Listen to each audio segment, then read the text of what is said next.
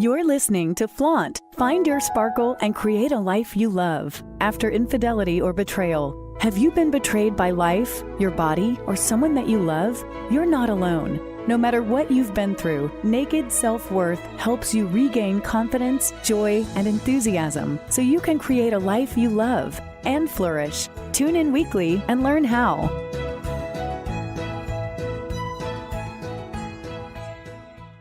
And welcome to Flaunt. Create a life you love after infidelity or betrayal. I'm Laura Cheadle, and today we're going to talk about the anniversary of D-Day. Or, if you're anything like me, the anniversary of all of the multiple D-Days. But before we do, what I want you to do is go to betrayalrecoveryguide.com and download your copy of my Betrayal Recovery Guide. I also really encourage you to reach out to me because I've been there and I know how you're feeling. And I know how it is when nobody else in the whole freaking world really understands, and how painful some of the things that they say can be. You know, like when people get mad at your spouse and they're like, yeah, he was a jerk all along, I hated him. And you're thinking, well, I didn't. I love them, but thanks. Or when people are like, it's going to be okay, it's going to get better. And you're sitting there with your soul completely shattered all around you and your life in turmoil, and you can't wrap your head around what happens. And you're thinking, yeah, right, it'll be okay. I know what it's like, and I want to be here for you. I think what sets me apart from so many other people is when I work with you, when you sign up for my coaching package, you literally have 24/7 access to me in the form of Voxer. And Voxer is like a walkie-talkie app where you trade messages back and forth. And why I think that is so invaluable is I know for me, during my infidelity recovery journey, I couldn't just wait for my weekly therapy appointment. Things came up now. My heart was broken now. Trauma happened now. I didn't know what to say now. Things couldn't just be put on hold for a week. And that's why I created this program the way that I did. So you have access to me now. So you can get help phrasing a question or asking for help now, not next week. So if you're having obsessive thoughts and you're totally falling apart, now you have a place to go. If you're feeling happy, now you have a place to celebrate. And to me, that is what I wished I had. I wished I just had a sounding board all the time, sometimes 10 times a day, sometimes nothing for 2 weeks. But I wish I just had that safe space where I could go and be seen and be held and be heard, and to be that voice of wisdom and authority. Like, that's what I wanted, was just that person to be there for me. And that's what I want to be for you. So if you want more, please reach out. The details of my program are at affairrecoveryforwomen.com.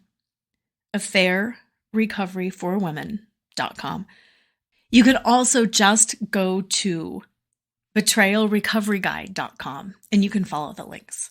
So either way, affairrecoveryforwomen.com, and you can get the details of the program, or betrayalrecoveryguide.com, and you can download your free guide and then set up an appointment with me. So now that we have taken care of that, let's talk about the anniversary of D-Day, shall we? And can you guess why we're talking about this show and this topic now? Yes, you're so smart. We're talking about this right now because right now is my D-Day anniversary. So I want to talk about that because it's a big one. And I think it remains a big one for quite a while. I mean, I don't really care how many years after it's been. It's still the anniversary of a date that everything changed.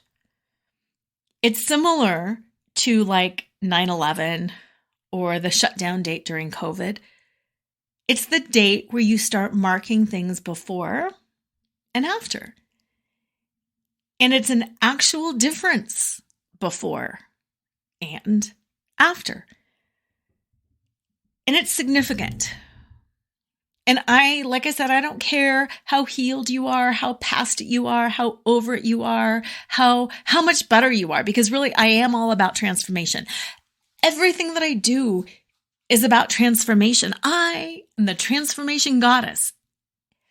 Betrayal is an amazing catalyst for transformation. I would not trade the woman I am today for anything. And my husband's affair was the catalyst that got me here. And yet still, my life is measured in before D-Day and after D-Day, because everything was different afterwards. So I don't care if you've had this amazing transformation. It's still a significant date.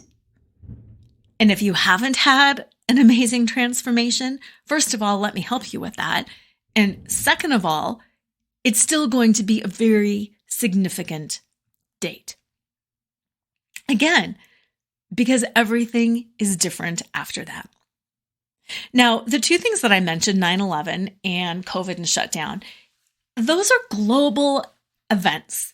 Those are events that impact us on a world scale. COVID for sure, but 9/11 also, because literally I think every country was also shaken with that. In the same way, even though it's not my generation, Pearl Harbor rocked the nation, but also rocked the world. And when we have global events like that, it's easier in a way because everybody can relate to it.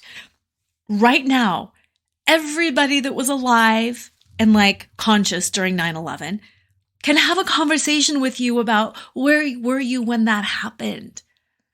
I know in my parents' generation, everybody talks about where were you when Kennedy was assassinated? And everybody has that common story and they're like, oh, let me tell you. And then in my generation, it's where were you when you found out about 9/11? Oh, this is where I was. And like, I remember that moment and I know that moment. And then similarly with COVID, even though the shutdown was kind of a different thing, I was planning a spring break trip. We were trying to figure it out. Bam, it got shut down the week before. It's significant, but we all talk about it and we can all relate to it. It's not like you would say, how did you handle quarantine? And people go, quarantine? Wait, what? You were shut down? We weren't. That's interesting. I can't relate. When there's a big global crisis or event like this, it's easier because you can talk to people and you can have that common language. And even though your experience isn't the same, it's something that you can still relate to. Everybody can tell the story. Everybody has a COVID story. Everybody has a 9/11 story. Everybody can relate and understand, even if you have very different circumstances. You can still relate. So there's that healing and that bonding around it. Oh yeah, mental health around COVID. Yeah, we all get it. Oh yeah, airports and 9/11. Yeah, we all get it. Closing airspace. But you don't get that when it's a D-Day. You don't get that when it's a fair recovery. You are in it alone. And you feel that. And that loneliness, that solitude, that inability to have anybody else be able to relate and share stories. Oh my God, it's a gut punch, isn't it? It's truly like, I am so profoundly alone and nobody can get it. So not only are you dealing with your entire world view being altered, not only are you dealing with the revelation that this person that you loved and trusted probably more than just about anybody is not who you thought they were, but then all of a sudden you got whacked in the face with the reality that I'm out here on my own. Nobody can relate. The things that they're saying are actually hurtful, and that shows that they don't get it. And oh my gosh, is that yet another gut punch? Because you're alone and you don't get it. And that's significant. And that is not easy to get over. I actually have heard a few people say that betrayal, similar to some other kinds of trauma, is actually more difficult to move through and to process than death. Because the person is still here. And you don't know what to do with that. Because they're not dead and gone, and it's not just over, cut and dried, and they're out of here and you'll never talk to them again and it's over and you can move on. They're still there. So it still keeps the possibilities open. What am I going to do with this? What are they going to do with that? How is this going to work? Oh my God, am I going to see them again? It's so much more difficult to process something when it's not final, when there's 10 million different possibilities, than when things are truly just over.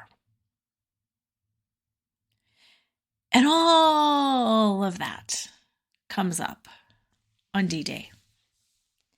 And I don't care how many years past D-Day it is, it all comes up around D-Day. Whether, this is what I'm really going to get into, whether you know it or not. What do you mean, Laura, whether you know it or not? Well, let's talk about that. A book that I really, really enjoyed is The Body Keeps the Score. And I really enjoyed that book because it really talks about the wisdom of the body and how we hold trauma in different parts of our body, our psyche, our physical body, our mental, emotional bodies, yes, but our physical bodies for sure. And when we're not even aware of something consciously, our bodies are still aware. And part of the reason I really loved that book is I'm a somatic attachment therapist. And you might be saying, what is a somatic attachment therapist, Laura? And what does that have to do with any of this? I'm so glad you asked. Somatics just means the body, like what you feel in the body, the felt sense in your body. Attachment theory is how we relate to other people based on our childhood. Like if we had parents who were always present and were nurturing and responsive and very appropriate, chances are we're going to have a secure attachment because we knew that our needs would be met. But if we had parents who were not responsive, who were maybe dealing with their own trauma or had a substance abuse issue and couldn't really ever connect with us, we might have an insecure attachment where we're always a little bit clingy or needy in a way. And I hate using sometimes the words like clingy and needy because the connotation on that is kind of a negative. But it's not that. It's just that it's an insecure attachment because we don't know where we stand. And that's not like a bad thing. It's just is a thing. There are people in our lives where we never know where we stand because they're unpredictable. They've got a substance abuse issue. They've got their own trauma. They enjoy keeping people off balance.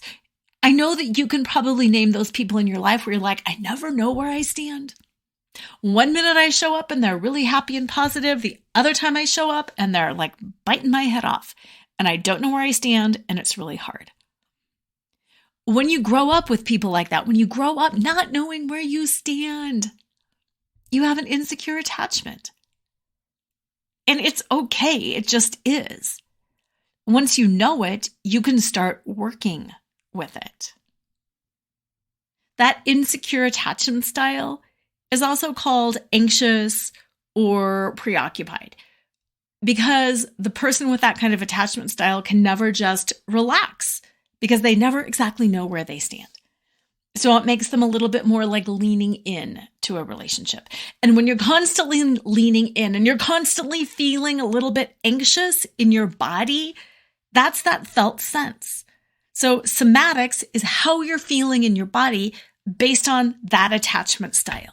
So when you know, I'm starting to feel anxious because I don't know where I stand. So I'm starting to seek to please everybody, and I'm starting to perform, and I'm starting to get really amped up and be happy and take care of everybody, blah, blah, blah, blah, blah. I'm starting to do all of these things because of my anxiety, because of my anxious attachment style. And it's my guess that you've probably been there too, because all people exhibit all of these different attachment styles. It's just that we have one that is more dominant based on who we are. So when I am in an anxious attachment style, when I'm feeling that in my body, the somatics around that, I'm in a situation and I'm uncomfortable. And I think, yes, it's like I can start turning somersaults and making everybody happy because I don't want you to fight with you and I don't want you to know that you're doing this and I don't want this to happen. So I'm going to run over here and I'm going to pour you a drink and I'm going to run over here and I'm going to take care of your shoes and I'm going to pop over here and I'm going to make some scintillating conversation and then I'm going to walk you here and that is me in an anxious attachment tizzy, basically. And how that feels in my body is anxious, it's all on me. I have to do all of this, and I have to keep everybody happy all the time. Another kind of attachment style is avoidant. And that's, get me out of here. I'm not engaging. I'm not engaging with you people. And some of the avoidant attachment styles, they develop for a variety of reasons, but sometimes when parents can be a little bit abusive or manipulative, or there's too much drama and noise going on in the house, and it's not safe. Another trauma response is to avoid. I'm out of here. I'm disassociating. I'm zoning out. Wait, what? What did you say? I'm hiding in my bedroom all the time. I work with a lot of women who in their marriages spend literally several years hanging out in their bedroom or hanging out in their kids' room. They avoid the marital conflict by being like, oh, my daughter needs me to sleep with her. They avoid the uncomfortable conversations with their spouse by being like, oh, I gotta work. I am really busy. I'm going to go watch this on my iPad in the bedroom. And they just avoid the whole thing because they don't know what to do to fix it. It makes them feel sick and nauseous and uncomfortable to be in that relationship, so they avoid. So again, the attachment style is avoidant. What is the somatic sense? How are you feeling in your body? Heavy, dread. When I'm in my avoidant place, it's like a drain sucking me down. It's heavy. I can't fix it. I can't change it. I'm miserable. Just get me out of here. Fine. No energy in my voice. I'm just going to go to bed. I just want to read. I just need to work. The kids just need me. I'm going to go clean. Yeah, I got to clean. That's it. Avoidant. Another attachment style is disorganized. And that's when we have a little bit of all of the above, where sometimes we're avoidant, sometimes we're anxious or insecure, sometimes we're tap dancing, trying to make everything better. Other times we just pull into ourselves and shut down. And that's disorganized. No matter what attachment style you have, because this show is not meant to be on attachment style, which we need a show on attachment style. It's fascinating. But it's, what do you feel in your body because of your attachment style? So as a somatic attachment therapist, this is what we do. What are you feeling in your body?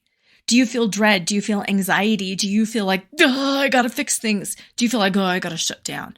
What do you feel? Do you feel confident? Do you feel courageous? When you know what you're feeling in your body, then you can start taking care of it and moving it through your body and processing it. So the reason we went down this little artery was because I was talking about D-Day. In the book, Your Body Keeps the Score. And even if you don't know that it's D-Day, or if you don't remember that it's D-Day, or if you are completely healed and you have done all your work and you have transformed into the best version of yourself you can ever imagine, it's still in your body. It is still in your body. And it is still impacting you. And I'm not saying this to be like discouraging and like, oh my God, I can never heal and it's going to be with me forever. That is not it. But what I am saying is it's important to mark the day. It's important to do something with the day. It's important to feel your feelings around the day, even if you don't think you have feelings. Let me tell you a couple of little stories. Let's start with this year, shall we? This year has been a really tough March. My father-in-law passed away very unexpectedly. And although he was old, and although he passed in his sleep in a very, very peaceful manner, it's still jarring. Death is not a fun thing to go through. It turns your world upside down and you get really, really, really busy. And I'm in the middle of that right now. And there's emotion around that. And I have been feeling a lot of emotion around a lot of things. Now, it is no secret, I was never close to my father-in-law. In fact, I actually was trying to count the other day. I think I've probably seen him between 15 and 17 times in my life. It's not a lot of time. 15 to 17 times in 30 some years. So no, to say that we weren't close is an understatement. So it's not like I am in this state of grief and loss for somebody who is near and dear to my heart. I'm not. But at the same time, death is impactful.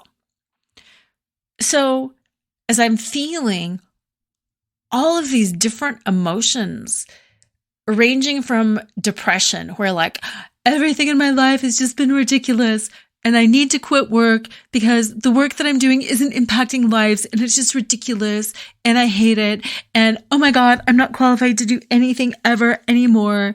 And I could never go back to practicing law. And no, I could never do this. And I'm worthless. And I was a horrible mother and my body, oh my God, I'm so fat right now. Like, you know how those thoughts go, where it's completely irrational and you're leaping from subject to subject in your brain.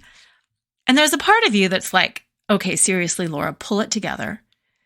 And then there's also parts of you where you're like, yeah, I'm such a loser and I'm awful and I need to move. That's it. I actually said that about a week ago. We just need to move. This is ridiculous. We just need to start fresh. And like, seriously, this is ridiculous. So I've been all over the map. And is grief a part of it? Sure, my father-in-law just died. But like I said, it's not like near and dear to my heart. So today, my husband comes home from his energy work session because since D-Day, he has seen a therapist and he's gotten energy work done, which is absolutely necessary and which is absolutely part of the healing. And he said, so how much is the anniversary of D-Day affecting you right now? was like, wait, what? He said, how much is the anniversary of D-Day affecting you? Do we need to talk about this? Have you really, really forgiven this situation? Are you really, really healed? Have you forgiven yourself? Where are you with things? How much is this affecting you? And like, to say he sent me back on my heels, again, is kind of an understatement. I was like, wow. I didn't remember that it was D-Day. And you're right. All of March was all of my D-Days. And I didn't remember that. That's not right. That's not normal. That's not okay. Let's sit down and let's have a sacred conversation. And he was like, yeah, let's do that. So we sat down and we started talking, and I just started processing. And sacred conversations are what we have whenever we need to talk about something difficult, whether it's affair related or something else. And it's just where we sit down without phones, without everything, and we just carve out some time to talk. And here's what came up. I really feel a lot of peace with the situation. Based on my beliefs, I believe there was a lot of good that came out of this situation for both of us. Whether you want to say it's planned on a soul level for our highest good in learning, yeah, there's a lot of truth to that for me. I feel like this was done for me, and this was done for him, and that we're both better because of it. So yeah, I absolutely have acceptance around that. I have peace around that. He asked me specifically about forgiveness, and I said this before, in a lot of ways, I don't really believe in forgiveness because I kind of don't believe it's my role to forgive. I think when we forgive somebody, it kind of puts us as higher than them. And I don't want to be higher than anybody. Who am I to grant you forgiveness? Like, that's not my job. I forgive myself for the mistakes that I made because I have compassion and understanding. I forgive him in that same way that I would forgive me. I have compassion and understanding for his mistakes. I have compassion and understanding for my mistakes. And I'm at peace and I'm in a place of acceptance. And sure, like, I forgive it within me and within humanity, but it's not really my job to forgive him. But to the extent that I believe, sure, like, he's off the hook. He doesn't have to prove anything to me. I don't have to prove anything to me. I don't have to prove anything to him. He doesn't have to earn back anything from, like, done. It's good. I don't feel like a victim at all. I know that I was in a situation where I was victimized, and I reclaimed my power, and I actually became stronger because of that situation. And yeah, I was victimized. Yeah, I was taken advantage of. Yeah, a bad thing happened to me. And I don't want to say, and so what? That sounds too flippant, but it's like, and that part is over. I've learned from that. I am stronger in myself, and I'm not going to allow myself, I'm not going to not forgive myself or beat myself up. It happened and it's over. I do this work with a lot of people, and I don't really have obsessive thoughts anymore. Sometimes something will come up. But no, I pretty much would say I'm fully healed. I pretty much will say I've processed it all. I've danced it out. I've cried it out. I've raged it out. I've talked it out. I've, like, you name it, I've done it. So why did I not remember? And that's where I thought things got really interesting, because obviously my body remembers. obviously my energy field remembers, my nervous system remembers. And the fact that my mind didn't remember maybe shows that there's still some more trauma there that I haven't really realized or dealt with or acknowledged. And that's interesting, isn't it? And then I think, or is it that I am so fully healed that it just doesn't even rise to the level of remembering? But because of who I am, because of the somatics, because of the attachment stuff, I tend to think more that there's something in my body still that hasn't been fully processed. My mind is protecting me by hiding this. Because otherwise, when he said, hey, it's the anniversary, I wouldn't have been set back on my heels. I would have been like, oh my gosh, you're right. It is St. Patrick's Day, or it is the 4th of July. I've been so busy that I totally forgot. So what does that mean? And I think that's what I want to spend the rest of the show talking about. Like, what does that mean? How do you want to commemorate this event? Because it is worthy of commemorating. And more than just being worthy of commemorating, like, what processes are in place for you to continue to feel and acknowledge and heal?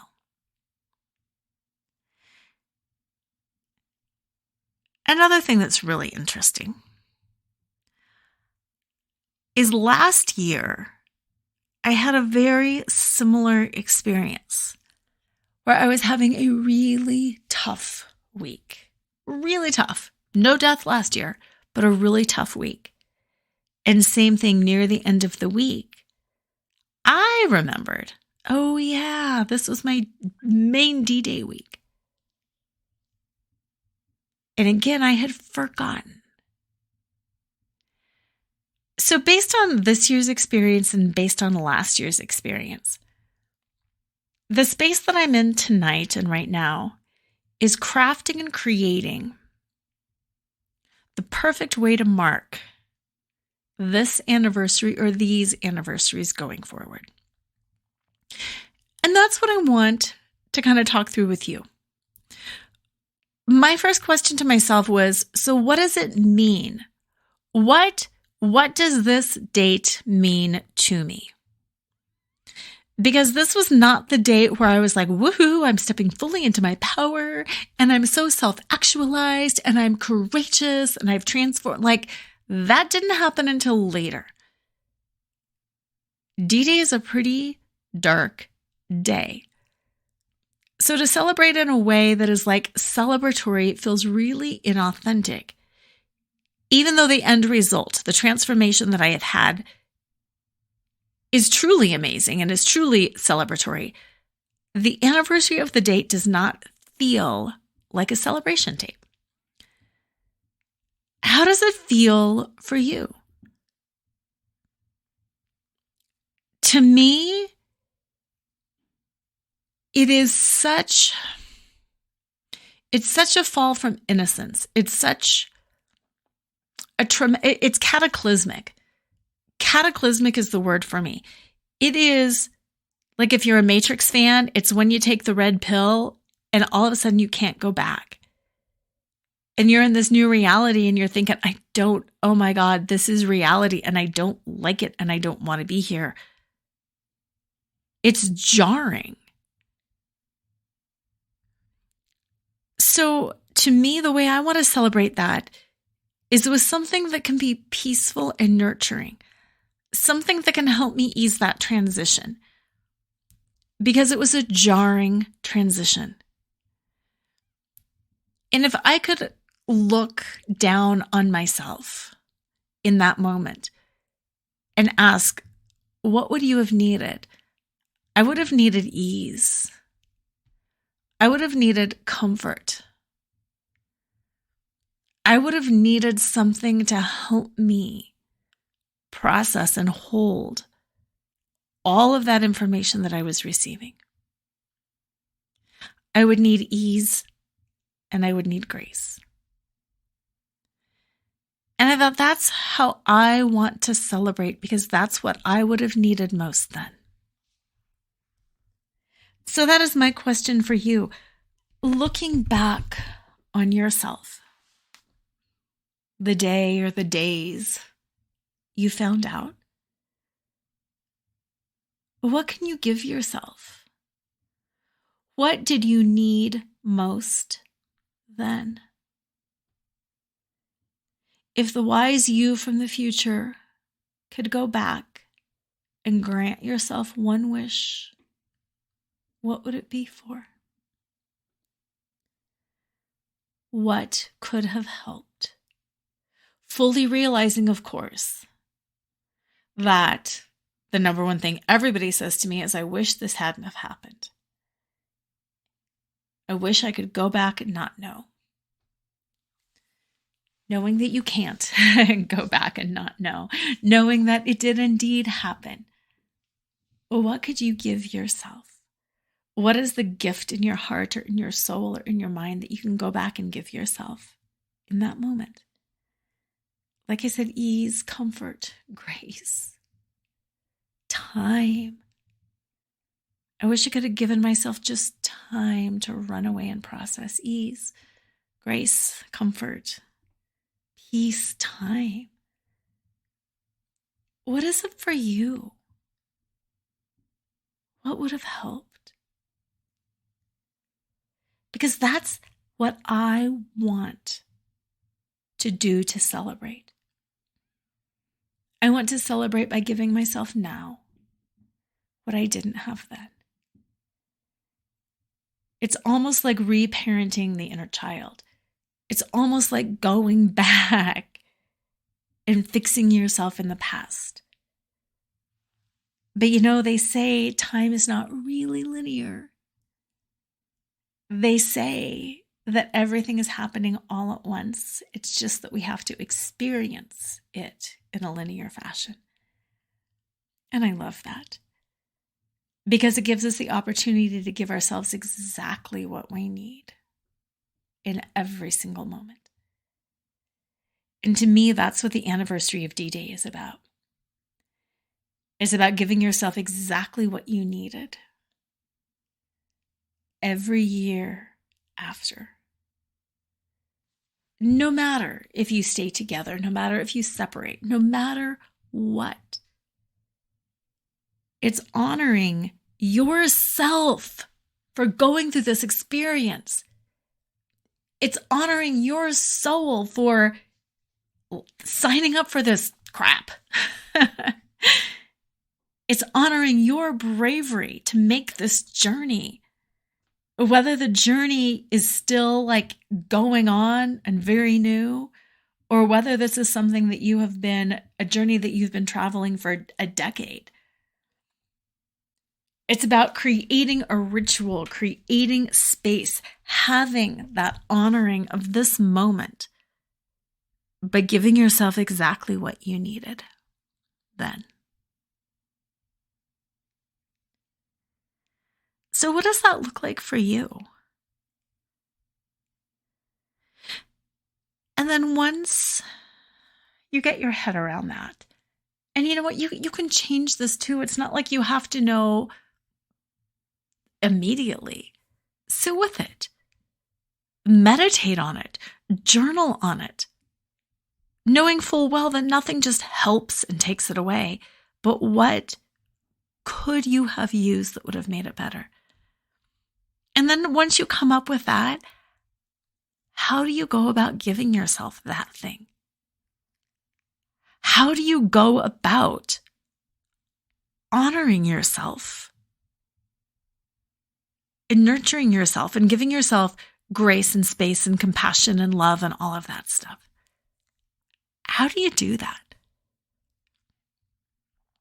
For me, I've been thinking about really giving myself time away. When I was talking to my husband about it, he said, I feel like you just need to be alone walking on a beach for hours. And I was like, yeah, that's the energy of what I need. That is the energy of grace and space and time. It's nature. It's that overwhelming sound of the waves coming in and out that you can't get away from and that can overwhelm you, but in an enveloping, peaceful, calm way. It's that solitude. And in reality, I can't escape to the beach every year. But at the same time, that's something I think I'm going to start creating for myself more intentionally, more often. But what can I do to give myself that kind of a feel? Whether it's taking a walk, whether it's booking yourself a spa day and telling your therapist, I really don't want to talk. Let's just put on some music.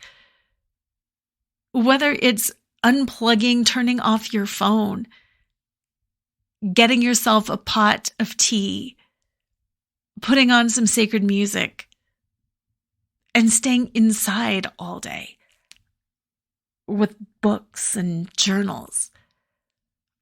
What is it that you need to do to give yourself what you needed then, year after year after year?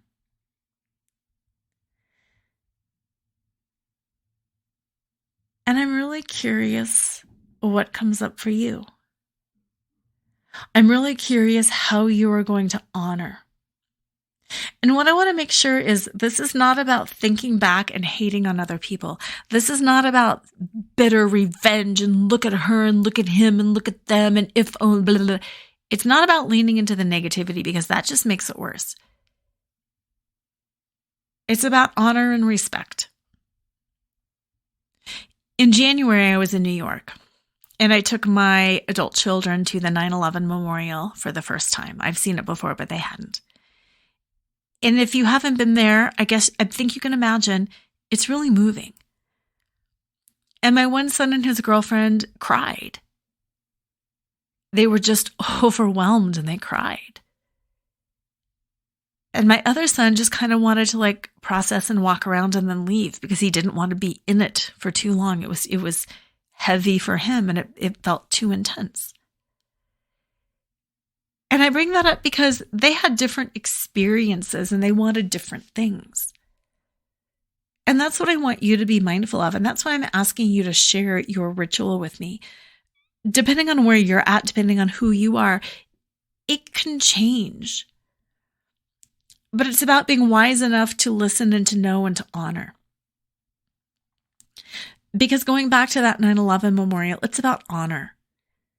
There's the firefighters memorial that honors the firefighters. There's the fountain, the memorial that honors all the people who perished that day.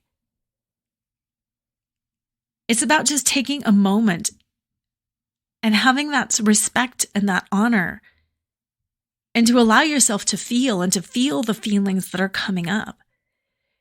And like my one son, if you need to cry, cry. And like my other son, if you need to get the heck out of there, get the heck out of there. Because it all boils down to being responsive to yourself in the moment. And when you're so busy and preoccupied with life, you can't listen and be responsive to yourself in the moment. When you're so busy and preoccupied with life, like I've been lately, things just come along and you don't even notice what's really going on. And oh my God, how could I have not noticed? Like the most significant day in my life and I didn't notice? Come on. But my body noticed. My emotions noticed. So yeah, even though it's a day that you're probably going to want to forget, or if it's like me, a whole freaking month of many little D-days along the way, I encourage you to actually mark it on your calendar. Mark it as far out as you can mark it. And I want you to do something with that day. Whether it's creating space or a time, or bringing in people around you. If you needed people around you that day, if you needed friends and family on D-Day, invite your friends and family over that you needed. You don't even necessarily have to tell them why you're inviting them over, but if you could have used levity in a party, have a party. If you needed solitude, have solitude. If you're seeing a therapist or a coach, oh my God, book me every year on your D-Day. Let's talk it out. If you want to go get energy work, if you want to go have ice cream, if you want to, whatever it is. It's about honor and it's about respect and it's about feeling your feelings and being responsive in the moment. But again, you can't feel your feelings and be responsive in the moment unless you carve out the time to do it. And even if you carve out the time, even if you take the day off and get daycare for your kids or blah, blah, blah, blah, blah, blah, blah, and then you don't feel like it, that's okay too. The point is that you're honoring the significance of this event. The point is that you're caring enough to mark it for yourself because the rest of the world isn't going to mark it.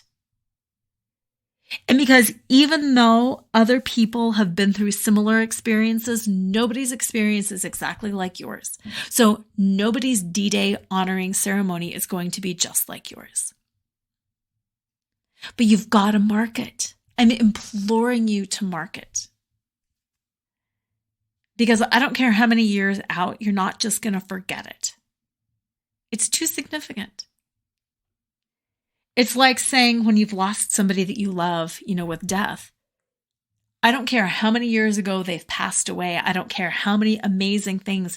You're never going to forget you had them. I had a grandma. I forgot that. It doesn't work that way. They're always there. They're always a part of you. Yes, you heal, but they're always there. Your D-Day is never going to leave you. But your D-Day does not have to hold you hostage. I teach so much about transformation and using this as a catalyst for good. And part of this is courage. And it's being brave enough to claim it and own it. And to take care of yourself. And it's about moving out of that victimhood and into that place of power. And when you can be brave enough and strong enough to mark the day, just mark the day. And then be with yourself and be with your feelings and be courageous enough to feel it. I'm not saying have a pity party. Feel it. You might feel nothing and that's okay too. But not marking the day is analogous to having 9/11 and not having a memorial. It's just unthinkable. It's just that it's a personal, private memorial because it's your personal, private 9/11. So what are you going to do? What are you going to do? What I've decided to do tomorrow, I've got some stuff going on. I've got some clients already booked. I need to do the graphics and submit this podcast, actually. I'm doing an intuitive reading for a client. I've got some stuff going on. But what I've also decided that I'm going to do is I'm carving out a big chunk of time. And I'm going to, it's not really a spa, it's the steam bath. And it's a wonderful place in Denver. And it's got a hot tub and a sauna and a steam room. And they have massages. And I'm going by myself. I'm not inviting friends. I'm going by myself. And I'm going to soak and steam and feel and relax and just make some space for me to be with me and to think and to feel some more and to be responsive to my needs. If I feel like eating, I'll eat. If I feel like staying there for another hour, I'll stay there for another hour. If I feel like coming home, I'll come home. The what is not important. What is important is that I'm taking this space for me. I'm taking this time for me. And I'm honoring me. And that's the mindset that I'm going in with, is honor. I salute you, Laura. You have been through the dark night of the soul. You've been through the valley of the shadow of death. And you're still walking. And you're thriving. And you're actually stronger than you were before. And you are touching lives. You're touching a lot of lives. And it's okay if you feel worthless sometimes. Everybody does. It's okay if you feel angry and rage and grief sometimes. It's okay. Everybody does. It's okay if you haven't perfectly healed. It's okay. Nobody is. It's okay that you're totally imperfect and that you can be a hot mess. Everybody is. It's also okay when you're not a hot mess. You are free to be who you are, Laura. And you are free to love yourself anyway. And you're also free to hate yourself sometimes, because that is just the reality of the world. It's being okay with the ups. It's being okay with the downs. It's grace, and it's space, and it's compassion. And that's what I'm doing tomorrow. I'm being responsive to whoever I feel like I need to be responsive to, whichever part in me needs me. And I'm honoring all that I have been through. And even just having that plan in place, even though it was a last minute plan, when I realized I'm like, Ann, we got to do this. It feels good. And suddenly I felt this freedom, like in my solar plexus, just like this, and I got way more space in there. Let me know what you're going to do. Let me know what you think. If you want me to tell you how it goes tomorrow, I'm happy to do that. Reach out if you need me. Don't walk this journey alone. I made plenty of mistakes, and I can totally help you. I can help you for whatever it is, whether it's identity, whether it's self-worth, whether it's just figuring out how to breathe again, or what to do next, or how to protect yourself. It's your transformation. I'm just your guide, but it's your transformation you get to choose. betrayalrecoveryguide.com. You can get your guide and it'll show you how to connect with me. Or affairrecoveryforwomen.com. And that'll give you the details of the program and how we can work together.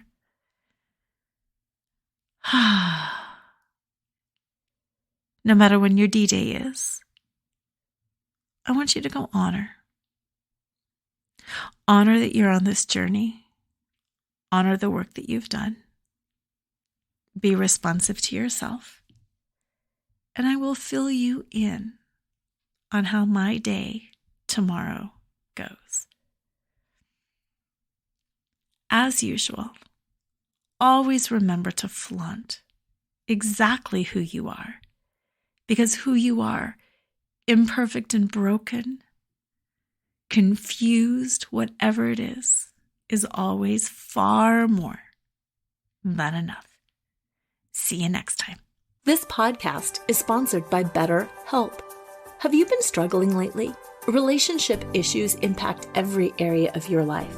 When I found out about my husband's infidelity, I was so devastated. I could barely function. Sleeping was impossible because I couldn't shut off my brain.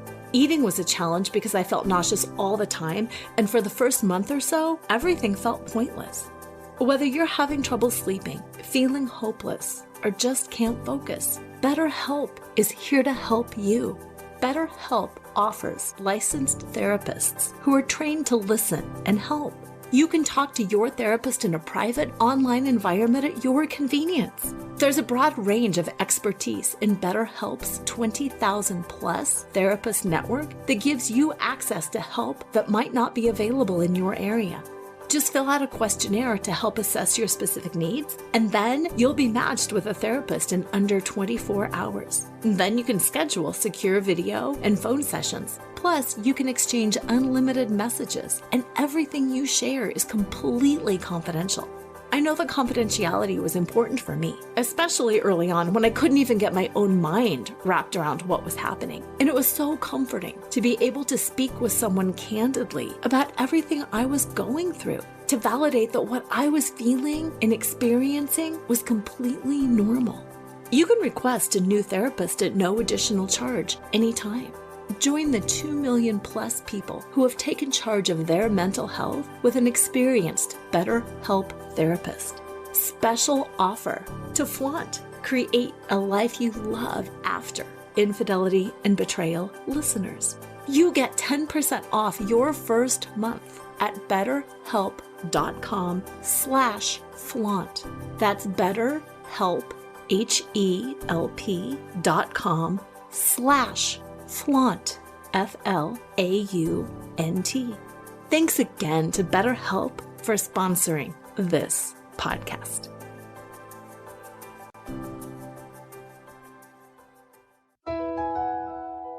Tune in next time to Flaunt. Find your sparkle and create a life you love after infidelity or betrayal with radio host and live choreographer Laura Cheadle every Wednesday at 7 a.m. and 7 p.m. Eastern Time on syndicated Dream Vision 7 radio network.